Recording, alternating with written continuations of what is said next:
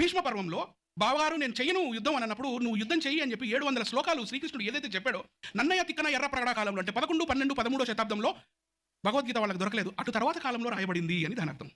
ఎందుకంటే ఇప్పుడు ఆయా దేవతలు ఎప్పుడు వచ్చారో మనం చూసాం. భగవద్గీత 10వ అధ్యాయంలో కుమారస్వామిని నేనే, శివుడిని నేనే, అమ్మవారిని నేనే, అందరినీ నేనే అని చెప్తాడు. వీళ్ళందరూ ఫస్ట్ ఇండియాకి రావాలి కదా, ఇండియాకి వచ్చిన తర్వాత రాసిందే Bhagavad Gita. Got it? Thank you.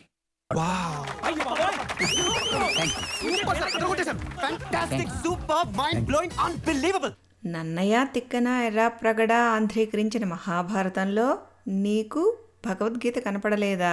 సరే కాసేపు లేదనుకుందాం. భగవద్గీత 13వ శతాబ్దం తర్వాత రాసుకున్నారా? ఇదిగో ఇక్కడ ఒకటి చూపిస్తున్నానే సమాచారం ఏ ఇచ్చింది అంతర్జాలంలో. కాస్త చూడు బాబు, ఆదిశంకరాచార్యుల వారి టైం లైన్ చూడు. వికీపీడియా ఇచ్చిన తప్పుడు సమాచారమే లెక్కలోకి తీసుకున్నా ఆదిశంకరాచార్యుల టైం లైను 7th సెంచరీ అని వస్తుందే. నువ్వు చెప్పిన 11, 12, 13 శతాబ్దాల కంటే కనీసం 300-400 ఏళ్ల ముందు ఆయన. అప్పటికి లేని భగవద్గీతకి ఆయన భాష్యం ఎలా చెప్పారంటావు? Did you say that?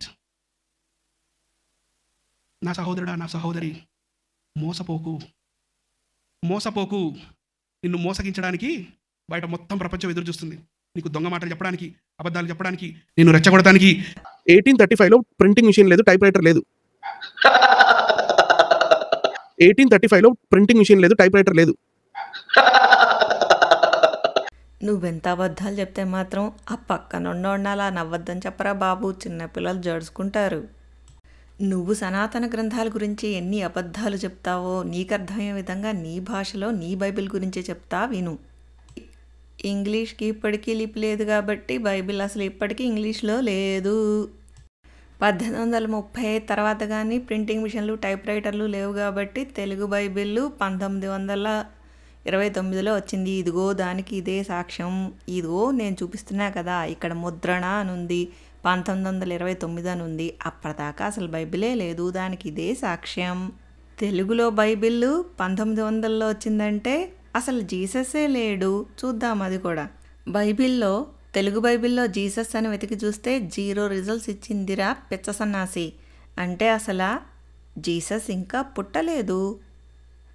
మరి వాడెవడో చచ్చాడు, నా కోసం రక్తం కార్చాడని వీళ్ళందరూ కుప్పిగంతులు వేస్తుంటారేంటి? వాడెవడో తెలుసా? జర్మనీలో నాజీలు పుట్టించిన పుకార్ అది. 2000 సంవత్సరాల క్రితం ఆడెవడో చచ్చాడు, ఆడు మన కోసం చచ్చాడని. అంచేత ఏ నిల్లు చెప్పొచ్చేది ఏంటంటే, యథావాత అబద్ధం చెప్తే అతికినట్టు ఉండాలి కానీ గోడకి పెడక్ కొట్టినట్టు ఉండకూడదు. తెలివి తక్కువ వాళ్ళందరూ మతం మారి అందులోకి పోతారా? ఆ మతంలోకి పోయాక తెలివి తక్కువ వాళ్ళు అవుతారా?